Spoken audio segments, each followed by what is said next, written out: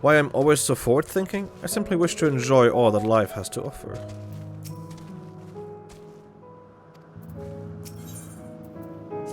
Words without sound. Herman said he would not be long, yes? Then we shall wait here until he emerges. Which is right now.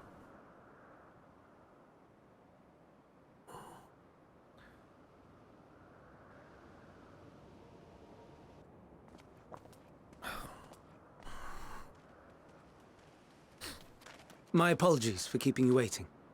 I understand there is a matter you wish to discuss. Aye. A matter of the utmost gravity. If one can suspend disbelief. Go on then. Tell him what you told us. Who you are and why you came.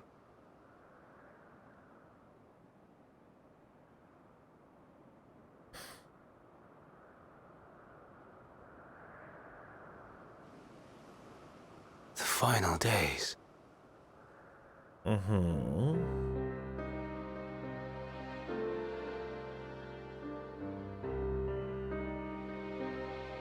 The phenomena observed during these star-encompassing calamities is likely the product of a dynamis reaction.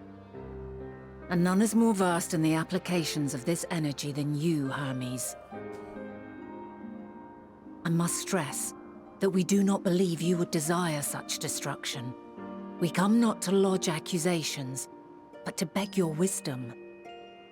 And so, distressing though the exercise may be, I ask that you share with us your opinion on the matter, on the assumption that our visitor's tale is true. Even you, Vana.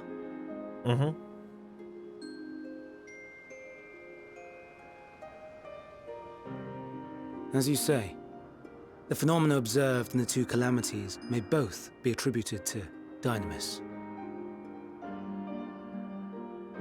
But... Of note is the difference in its effect. In the first final days, it warped creation magics. In the second, it warped the people themselves. The key variable, I suspect, is the etheric density of the men of each age.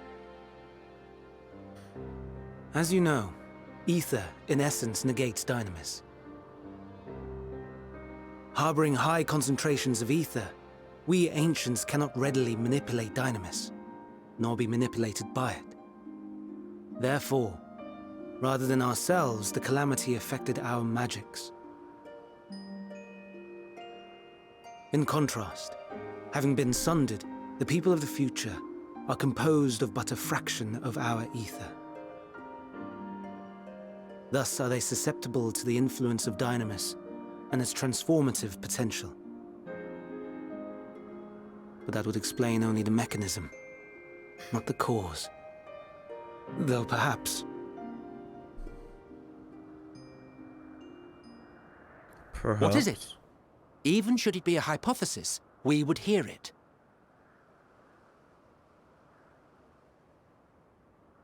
Dynamis is an energy put in motion by feelings. Feelings for which there must first exist a source. A source to which the victims must be attuned. One that harbors the selfsame negative emotions.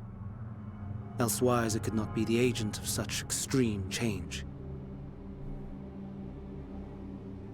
So it wasn't the stagnation of the celestial currents.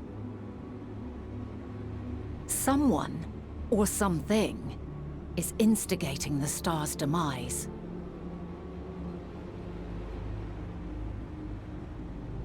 So, we've a villain on our hands after all. Any idea who or what it could be? The celestial currents comprise the outermost layer of the star's ether, encasing it like a protective sphere. According to your tale, it was where the currents were weakest that the phenomena first manifested. If the inciting factor came from without Aetheris, then its effects would first be seen in those locations.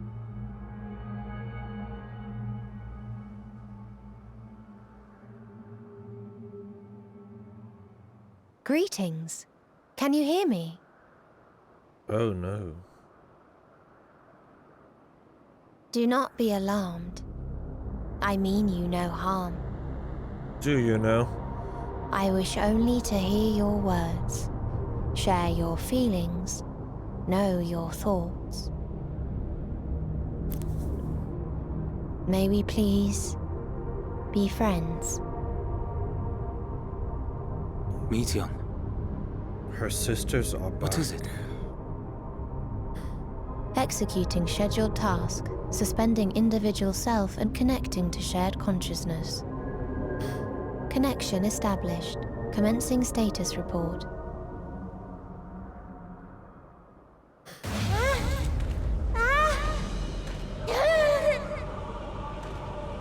It hurts! It hurts! So hot, so cold, so sad. I don't understand. Make it stop. Please, make it stop. Steady, Meteon. Steady. So scared, so lonely. The pain, it's too much. We are sharing her because we can be affected by dynamis. Why? Why do we? They hurt. Oh Hate! This is wrong. All wrong. She's gone? But how? She has altered her etheric density in order to blend in with her surroundings, an ability for avoiding confrontation. That's not good. Most effective. Frustratingly so. I can't see her either. Not even a trace. Stay away. Please. This is wrong. My mistake. So please. Are you all right? Someone is noticing at the very least. In your mind? No. We only heard her speak the instant before she vanished. Of course. When communicating without words, Meteon also employs dynamis. She does. That will explain why you were able to hear her, when we could not. Then you are our best chance of finding her. Follow her voice and try to track her down. Hindered though we may be, let us split up and search as well.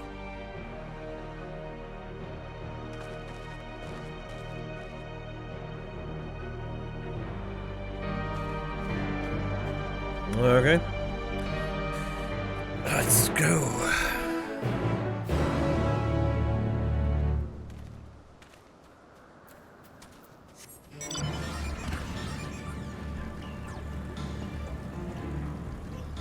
Suspicious disturbance.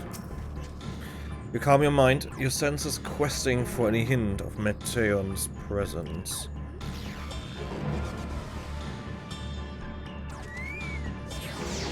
But you fail to hear your voice. She must be elsewhere. Actually, with how pressing the situation is, I think we should go in our battle dress.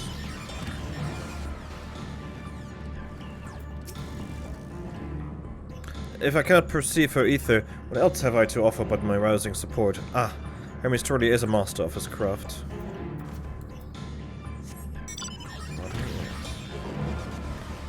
To our detriment, currently.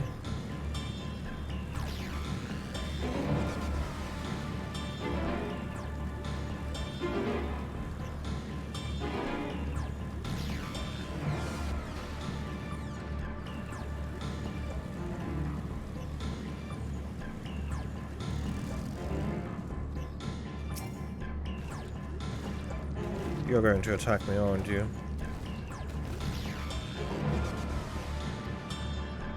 You aren't. Thank you. But you fail to hear a voice. She must be elsewhere.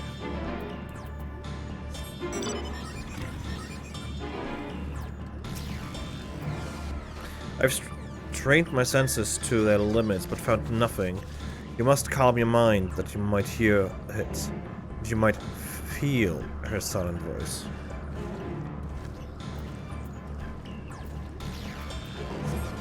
Hear, feel, think.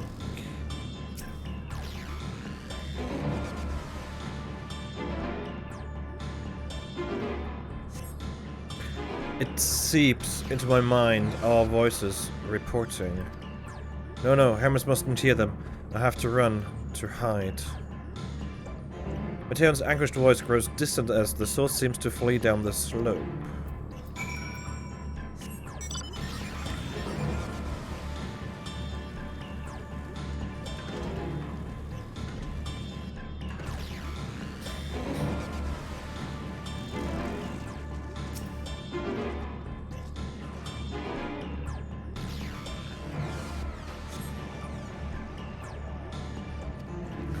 Elsewhere.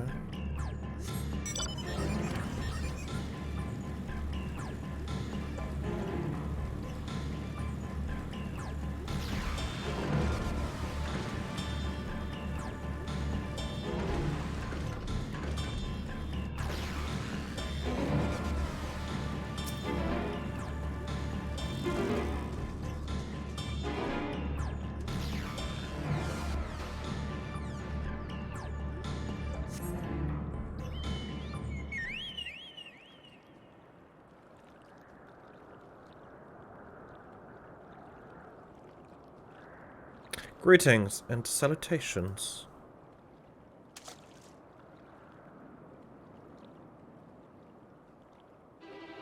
Commencing report. Oh no, we can't tell them that. We must run far away.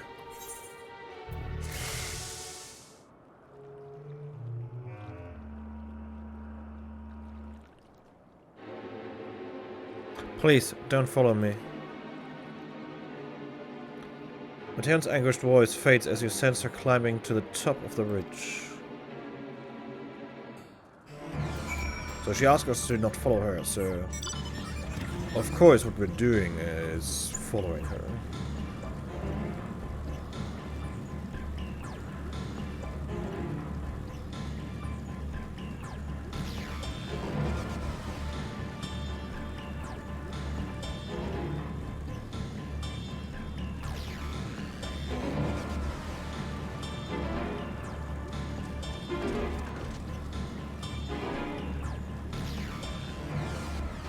Please don't turn around.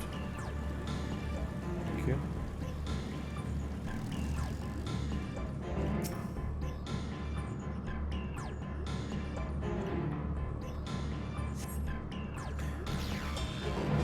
She must be elsewhere.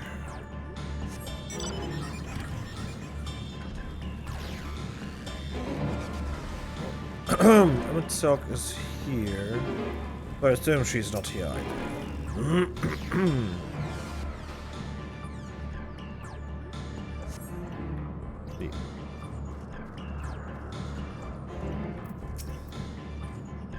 Ugh, this is an exercise in futility. You have to be the one to find her, Laverne. Follow her voice. There she is. Maybe.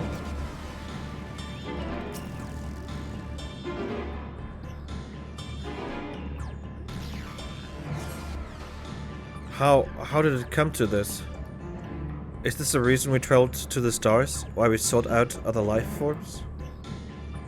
Is this it? Is this the answer? No, it cannot be. It cannot be. The voice drifts away to the south.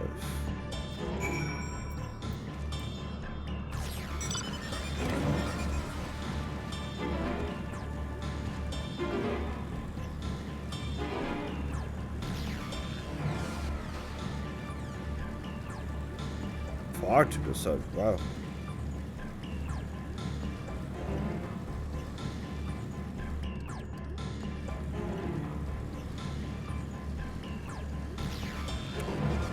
location.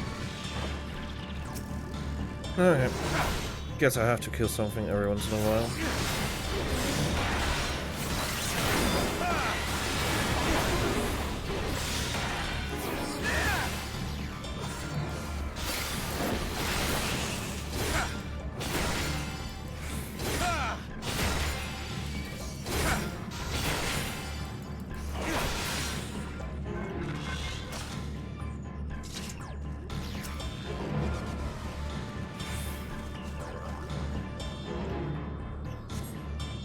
He's trying to catch it. Yeah, elsewhere.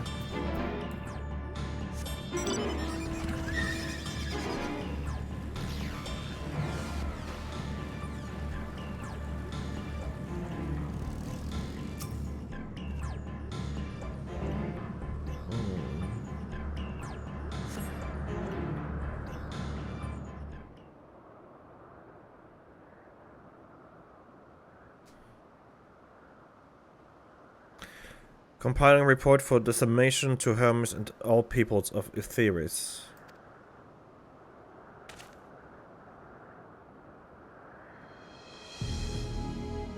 Processing expedition data, preparing profiles on intelligent civilizations. Formulating answers to the question. Finalizing report. No, Laverne, you must listen.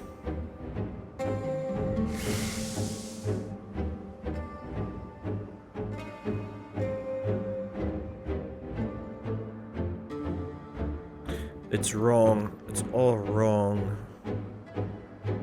An anguished voice flees towards the lake.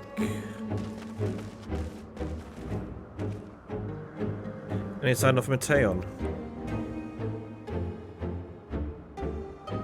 Panicked and confused, which will make it all the more difficult to predict her movements. Hermes, what do you make of the situation? The Matea are linked to a single mind, a shared consciousness which connects them across any distance. I suspect something has happened which disrupted its usual harmony. How might we access this shared consciousness of theirs? Much as you would approach any sentient being, directly. In the Matea's case, that means speaking to any incarnation within physical reach.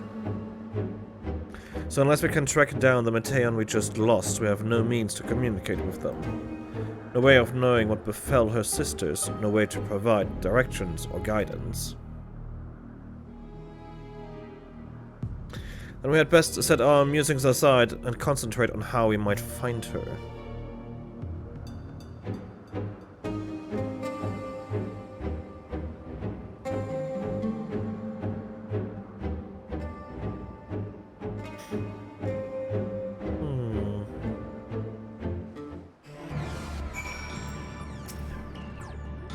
A frantic search will avail us little. We must be clever about this.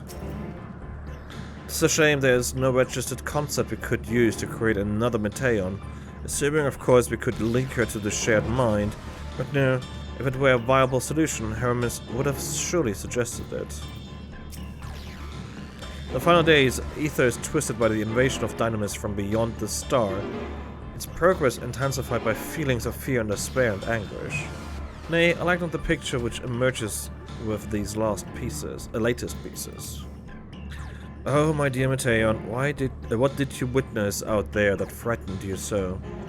Why did you seek to keep it from us? How terrible could it possibly be? How about the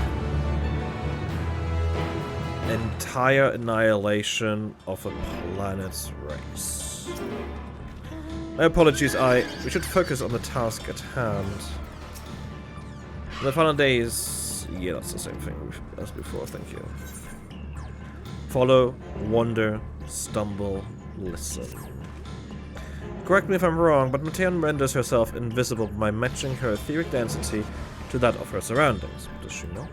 If so, could we not then disrupt her concealment with a surfeit of ether, much how itself solidified your presence when first we met you? Don't be absurd, I can hardly channel ether to a recipient whose whereabouts are hidden from me. Which is why we must all work together. Laverne will continue to search in the same manner as before, but this time with you in tow.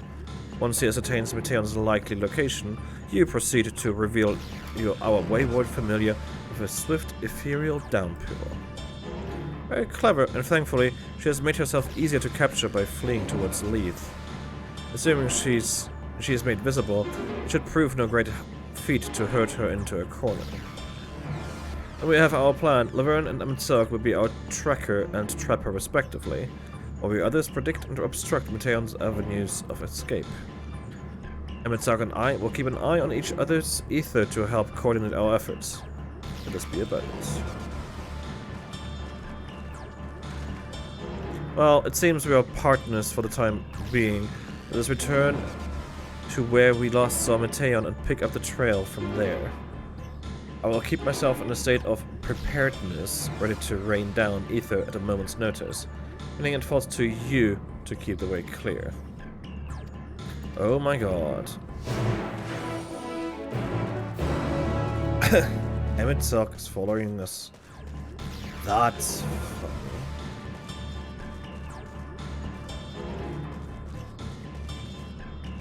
How much is missing?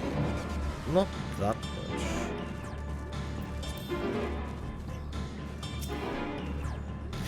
You calm your mind, your senses questing for any hint of Meteon's presence.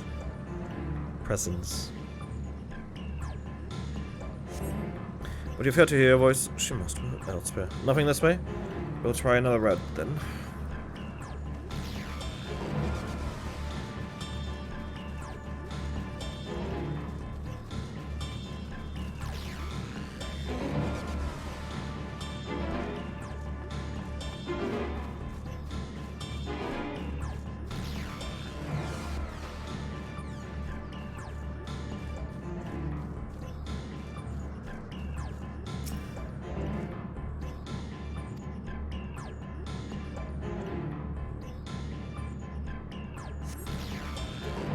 Why can't I fly? Are my functions being restricted?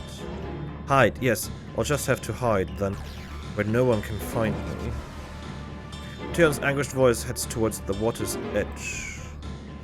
She went into the lake? As if that wasn't tiresome enough. Well, at least that open expanse should make her easier to find. We won't lose her this time.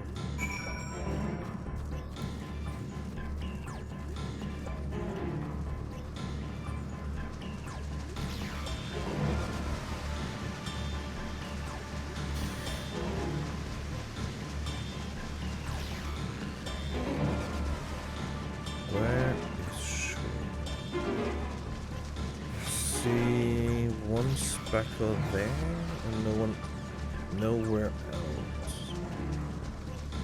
Okay.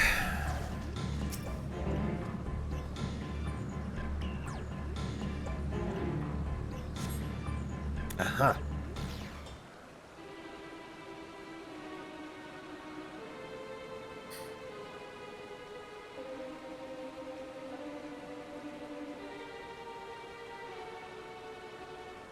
Not here. I'm not here, please.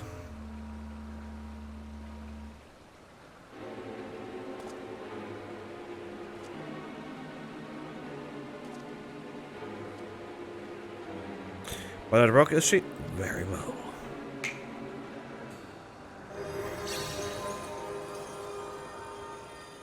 What? Why can't I hide? There's no need to run, Meteon. We will hear your report, good or bad.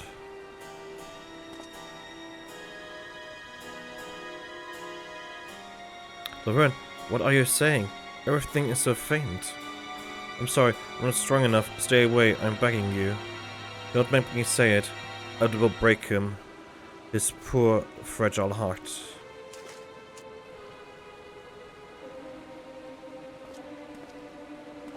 Now we have a chance.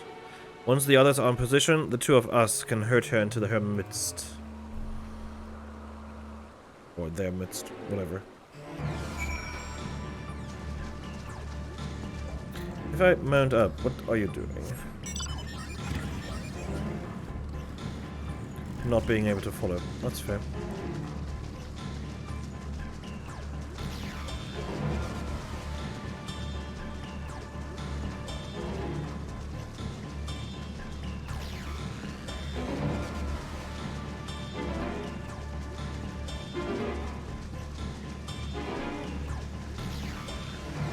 Well, the height indicator tells me she's no longer in the water, at least.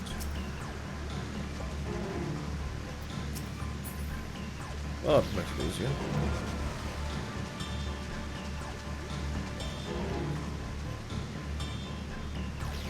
Okay, we can't reverse that, that's good. I like how it just stands there.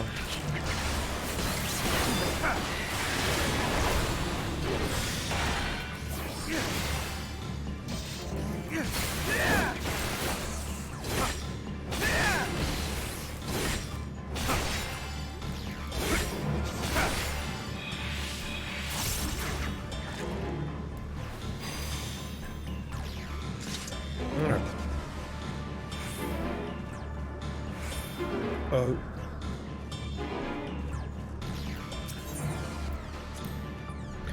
Is this teleporter not in use? It seems to have been left to the mercy of the elements.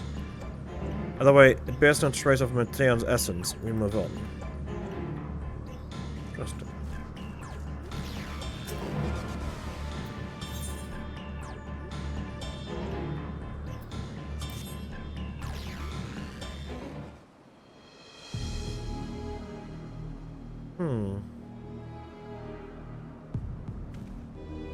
There, I see her.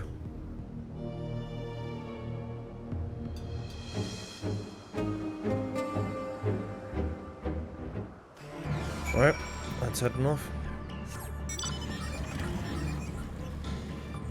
Oh, right. Sorry, Emmett. I forgot I had to keep you around.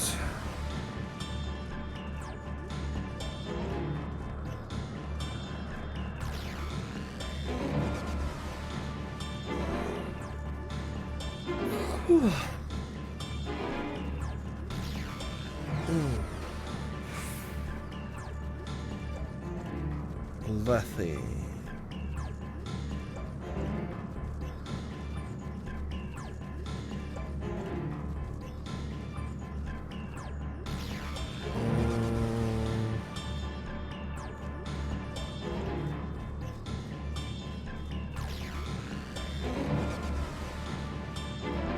Around the tree? No.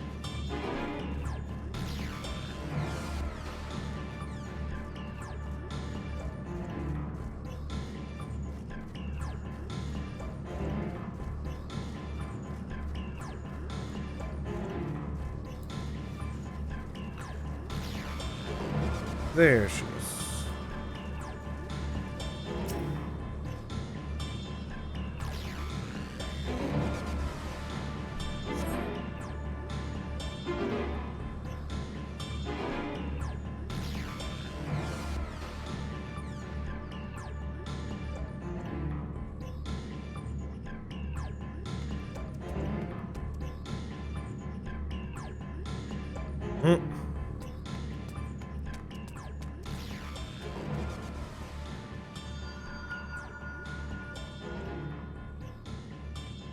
Aha!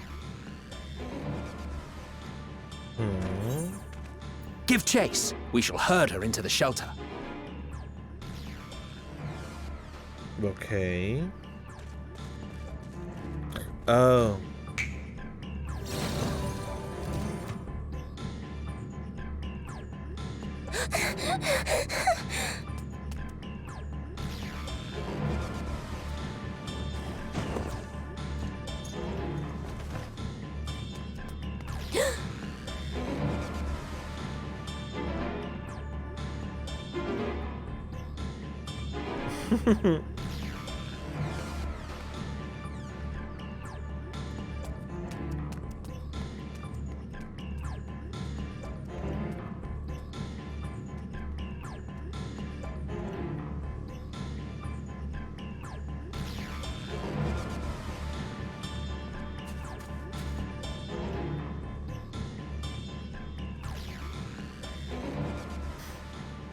Let's have a talk. Please, Mission.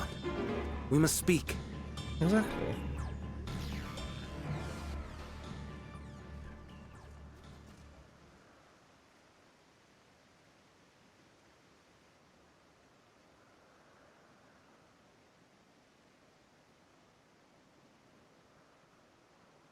Oh.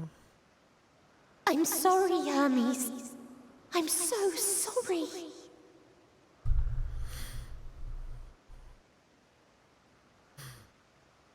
If someone can hear these words, then please.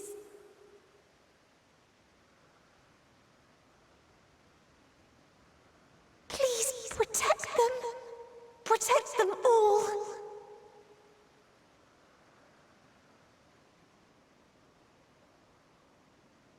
I will. Individual self-suspended. Connection with shared consciousness stable. Our survey is complete. We shall now report our findings.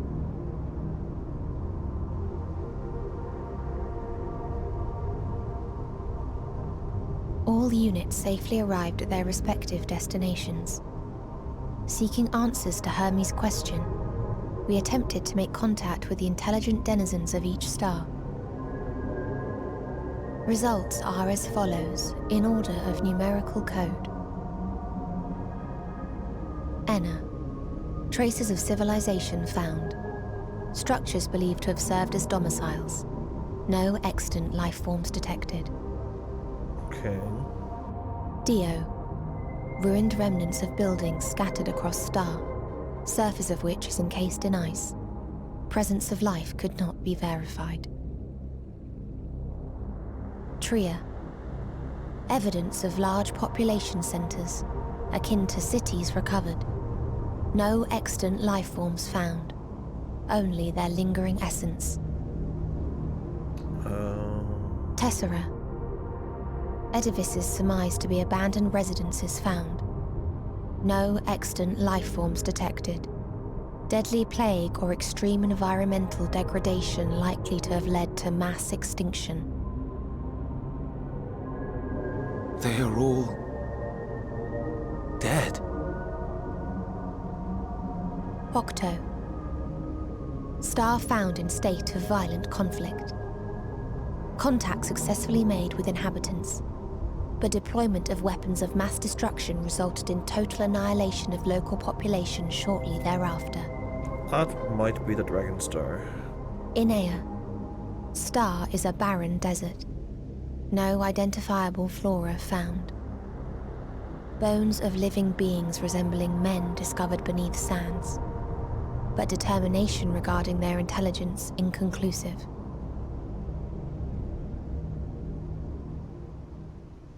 Remind me, Hermes, what exactly was the question you entrusted to Meteion? I tasked her with asking what others live for. What gives their lives meaning. Did you consider what may happen if the premise of the question is flawed? To be able to answer it, one must be living and desire to continue doing so. But if Meteion finds no living beings in the course of her journey, or none who desire to live, what then? Oh. What answers would she derive from their silence? That the only...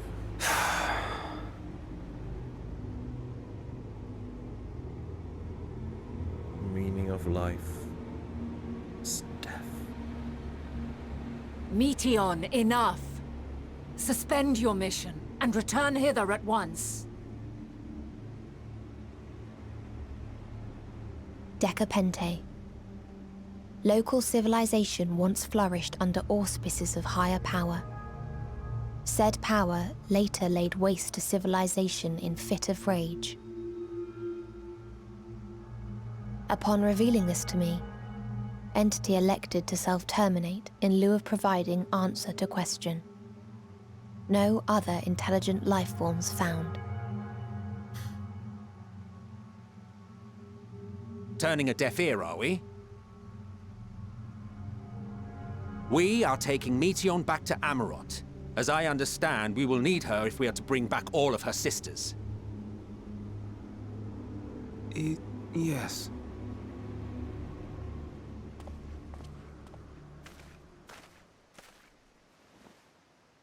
Meteion.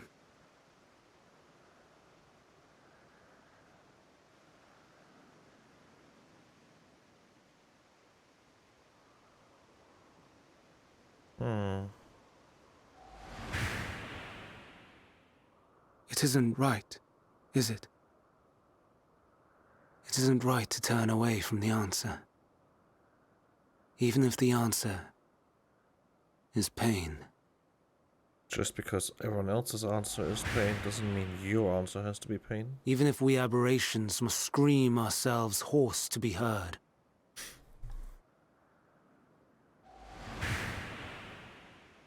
You can find your own answer.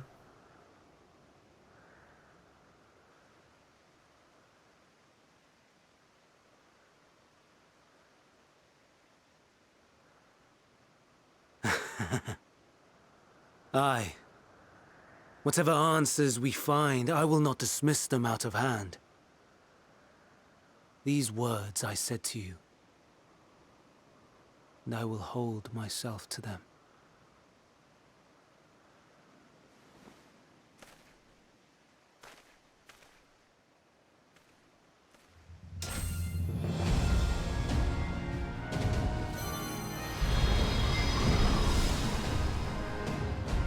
Oh.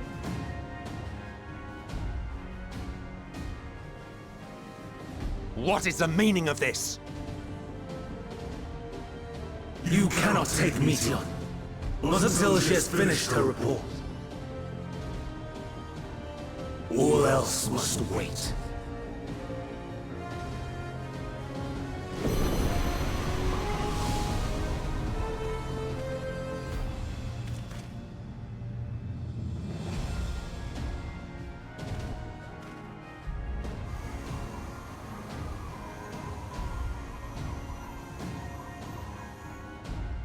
You fool!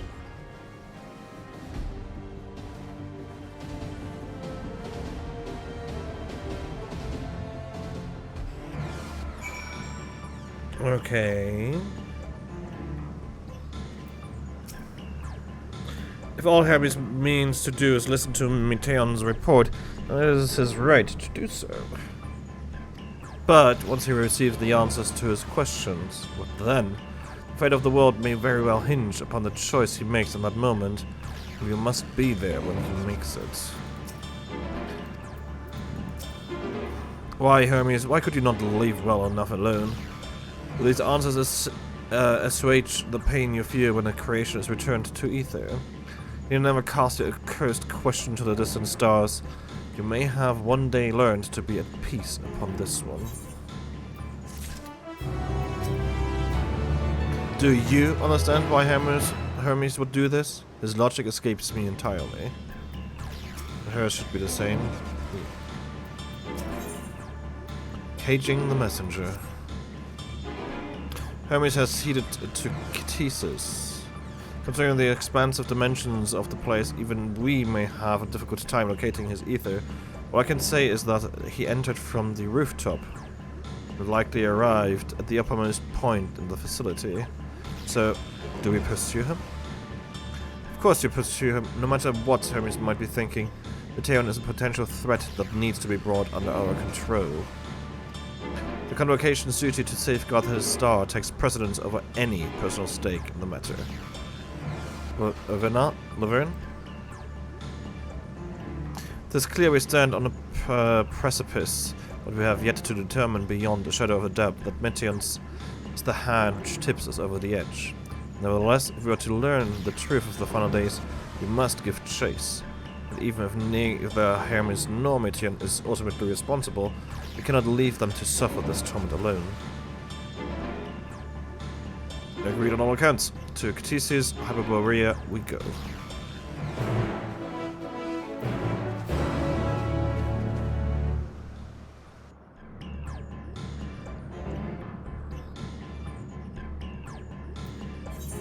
Which I assume is our next dungeon.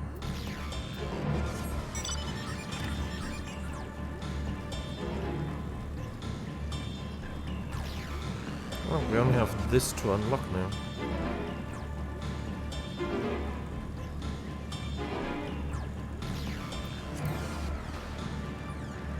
That's a lot of NPCs over here.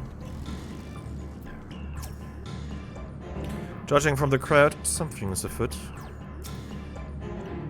I mislike the look of this. I saw not out of the ordinary. Does anyone know what caused this?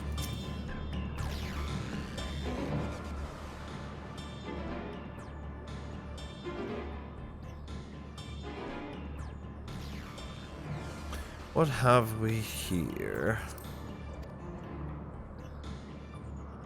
Excuse me, has something happened inside Catesis? Mr. Svenar, I'm so glad you're here. No one knows what prompted it, but the alarm was sounded and Catesis put into a state of alert. Procedure dictated that we evacuate immediately, and we have yet to investigate further. This is Hermes is doing, obviously. And what does this state of alert entail exactly?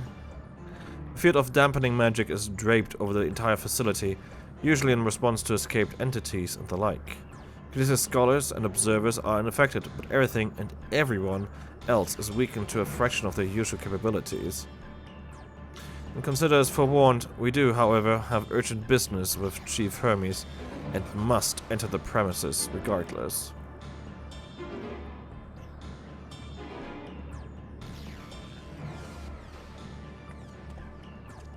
That said, if Hermes is willing to enact such measures, I wonder what other obstacles he has seen fit to drop in our path.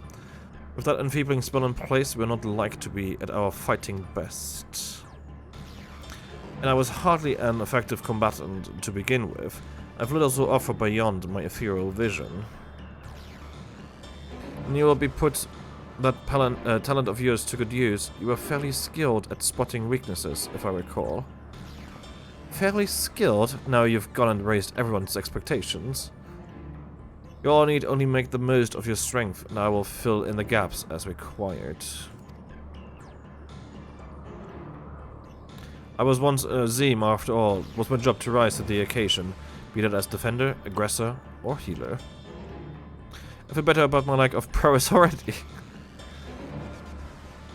And you, Amansel, can impress us with your arcane majesty.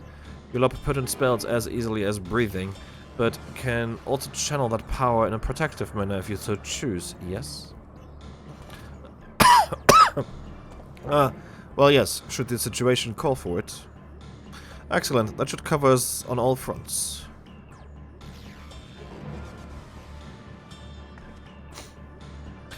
Your tale led us here, Laverne, so it's only right that you lead us now. And no matter what lies ahead, we will win through to Hermes and Mateon.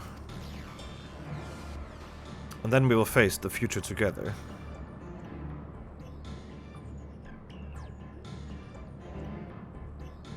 Interesting. Boom. Catesis Hyperborea now accessible.